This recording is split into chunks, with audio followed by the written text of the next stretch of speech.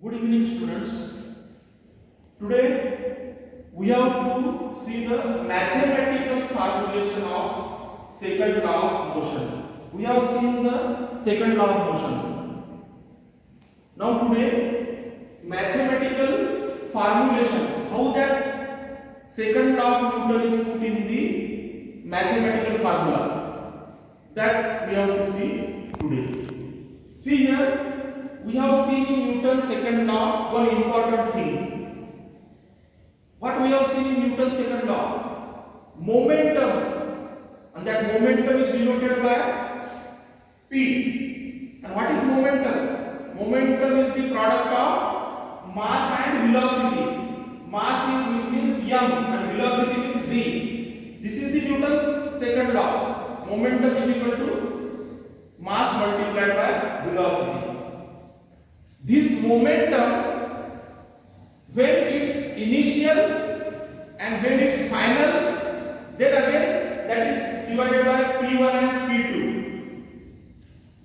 See here, initial momentum denoted by P1 and final momentum denoted by P2. This initial momentum P1 is equal to mu.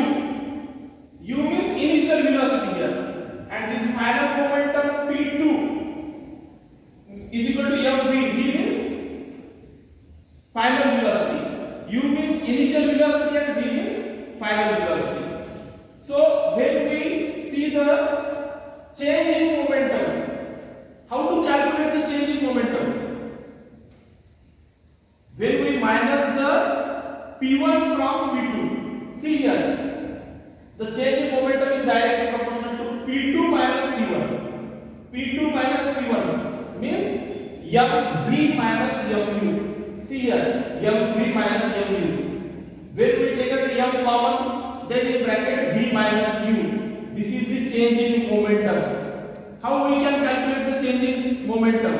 M in bracket v minus u. What is v? What is u? We have seen.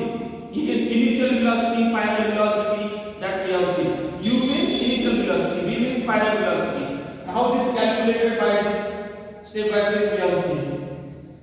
P2 minus P1. Okay. In this way we got the change in momentum m in bracket v minus u. But see here, when we put here rate, see here, rate of change of momentum. So what will happen? Change in momentum is directly proportional to m in bracket v minus u. But we add the rate of change of momentum. Rate word we are including means what is happening here? Rate means time. Then this m in bracket v minus u will be divided by t or time. You are getting this? So see here, this rate of change of momentum is directly proportional to m in bracket v minus u upon t. This rate of change of momentum, can we say the force? Correct. This rate of change of momentum is applied force. We can say the applied force or rate of change of momentum. This is the formula. Means F is directly proportional to m in bracket v minus u upon t. See here, I have rounded this portion. V minus u upon t. What is this v minus u upon t? See here, a is equal to v minus u upon t or is equal to a. So v minus u upon t is equal to acceleration. Instead of this part, rounded part, I can write the a here. Okay? So f is equal to ma, I can write. First f is equal to kma. K is constant is 1. So we are getting this formula f is equal to ma. F means force. Force is the product of mass and acceleration. Product of mass and acceleration that causes the force. What is 1 unit of force? 1 unit of force means 1 unit of force when 1 kg mass, 1 kilogram mass accelerated by 1 meter per second. Then what will be the force? 1 unit of force. 1 unit of force, when that came, 1 kg of mass accelerated by 1 meter per second. Then the force we get is 1 unit of force. Which is the unit of force? All of you know force unit. Newton. Newton is the force of unit. Newton is the unit of the force. Newton is the unit of the force, and it is also called kilogram meter per second.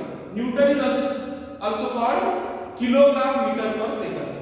Now the next question: what we can measure by Newton's second law of motion?